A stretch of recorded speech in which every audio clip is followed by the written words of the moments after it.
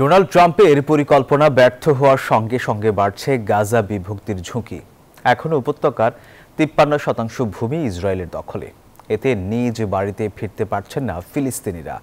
এমনকি যুদ্ধবিরতির পরও ইসরায়েলি বাহিনীর হামলায় অন্তত ১৫০০ ভবন ধ্বংস হয়েছে বলে জানিয়েছে গণমাধ্যম।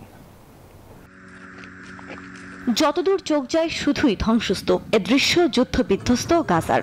দীর্ঘ প্রতীক্ষার যুদ্ধবিরতি হলেও স্বস্তি মেলেনি ফিলিস্তিনিদের। এখনো থেমে থেমে চলছে হামলা। এর মধ্যেই এক প্রতিবেদনে বিবিসি জানিয়েছে, যুদ্ধবিরতির পর ইসরায়েলি আগ্রাসনে ধ্বংস হয়েছে অন্তত ১৫০০ ভবন। যদিও এ পদক্ষেপে সাফাই দিয়ে আইডিএফ জানায়, চুক্তি অনুসারে গাজা জুড়ে সুড়ঙ্গ সহ সমস্ত সন্ত্রাসী অবকাঠামো ভেঙে ফেলা হবে। এই ভবনগুলোর ভেতরে সুড়ঙ্গ ছিল বলে দাবি তাদের।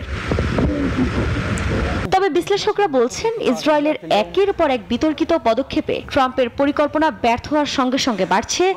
সব মশার বিরুদ্ধে সুরক্ষা দিতে এলো বসুন্ধরা এক্সট্রিম অ্যারোসল। মশার বিরুদ্ধে এক্সট্রিম সুরক্ষা। গাজা বিভক্তির ঝুঁকি। তথ্য বলছে, ১০ অক্টোবর নেতানিয়াহু বাহিনী গাজার ৫৩% অংশ নিয়ন্ত্রণে নিয়েছে, যার মধ্যে রয়েছে দক্ষিণের রাফা, গাজা সিটির কিছু অংশ এবং বিস্তীর্ণ কৃষিভূমি। বাকি অংশে প্রায় ২০ লাখ লোক ধ্বংসস্তূপ ও সামরিক আবাসস্থানের মধ্যে দিনাকার্য চালিয়ে যাচ্ছে।